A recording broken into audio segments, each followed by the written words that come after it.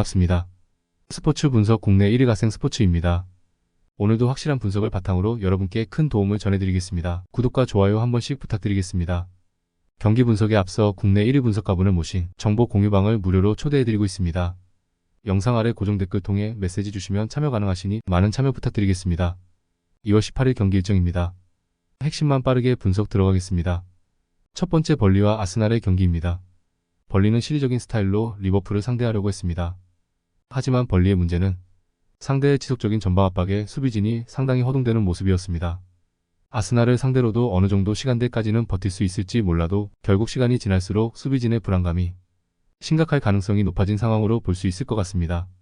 이 상황에서는 측면을 공략하는 것으로 가닥을 잡을 수밖에 없는데 콜레오소의 부상과 오드베르도 홀로 체급을 극복하는 기량을 보여주었다고 하기는 어려웠습니다. 아스날은 휴식기 이후에 상대 압박을 분쇄하기 위해서 빠르게 전환하면서 패스를 이어가는 것을 상당히 중시하는 모습입니다. 진첸코가 없는 상황에서도 웨스트햄을 6골을 넣고 대파한 점은 상당히 긍정적으로 볼 수 있을 것입니다. 일단 진첸코가 없이 키비오르가 나와도 크게 문제는 없을 것으로 보이는데 오히려 벌리의 측면 공략을 제어하기 위해서 수비력이 좋은 키비오르가 선발로 나오는 것도 나쁜 선택은 아닐 것으로 보입니다. 진첸코가 없는 상황에서도 공격적인 빌드업에서 좋은 모습을 보여준 상황입니다. 오히려 벌리의 유일한 루트인 측면을 봉쇄하기 위해서 수비력이 좋은 키비오르가 선발로 나오는 것이 더 도움이 될 수도 있을 것입니다. 두 번째 플럼과 에스턴의 경기입니다. 플럼은 히메네즈가 없어서 걱정을 좀 했지만 무니즈가 2골을 넣으면서 본머스를 격파했습니다. 일단 아스톤 빌라를 상대로는 상당히 약점을 드러내는 편이었는데 특히 라인을 높이는 플레이 특성상 수비진이 상당히 고생을 했던 편입니다. 다만 아스톤 빌라도 높은 라인을 구성하는 것은 매한가지인데 최근 그 높은 라인을 커버하는 것에 어려움이 있는 상황입니다.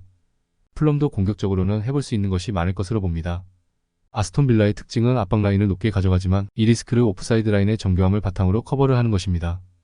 다만 2대3으로 대역 전패를 당한 맨유전에서 디뉴가 빠진 다음부터는 오프사이드 라인이 상당히 불안정한 모습을 보여주고 있습니다. 사실상 아스톤 빌라의 하락세가 디뉴의 이탈 이후로 가속화가 되었다고 해도 과언은 아니라고 할 수 있겠습니다. 플럼이 아스톤 빌라를 상대로는 약했지만 아스톤 빌라도 공격적인 플레이를 커버하는 오프사이드 라인에 대한 불안감은 디뉴가 돌아오기 전까지는 해결이 쉽게 될 상황은 아니라고 봅니다. 플럼도 수비는 몰라도 공격적으로 해볼 수 있는 것은 있을 것입니다. 그러므로 이 경기는 오버를 추천드립니다. 세 번째 뉴캐슬과 본머스의 경기입니다.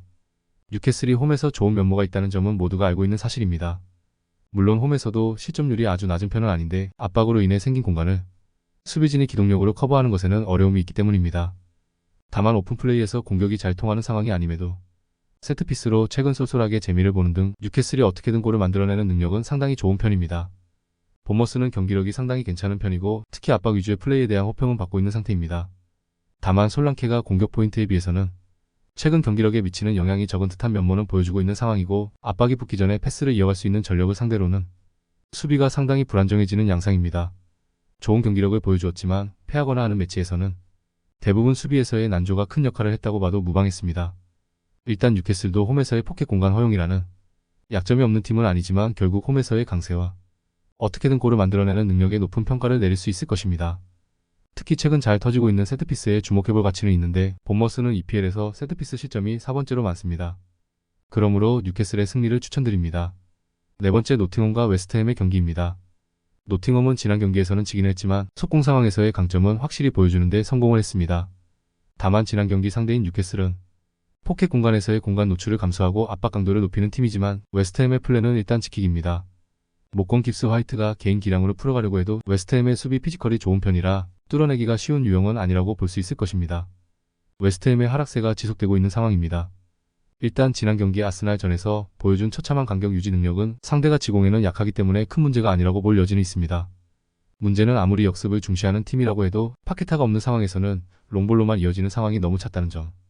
안토니오가 있는 상황이라면 몰라도 보현이 키가 큰 선수는 아닌데다 노팅엄도 경기마다 따내는 헤더의 숫자가 리그에서 3번째로 많습니다. 두 팀이 각자의 이유로 지공 상황에서의 영향력을 기대하기는 어려운 상황이라고 볼 수 있을 것으로 봅니다. 그나마 파케타가 있는 상황이라면 웨스트햄이 더 좋은 체급을 가진 팀이라고 볼 여지는 있는데 파케타가 없다면 웨스트햄의 공세가 너무 단조로울 가능성이 높아 보이는 상황입니다. 그러므로 이 경기는 언더를 추천드립니다. 이상으로 저희 국내 최고 분석가분들의 추천 배팅입니다.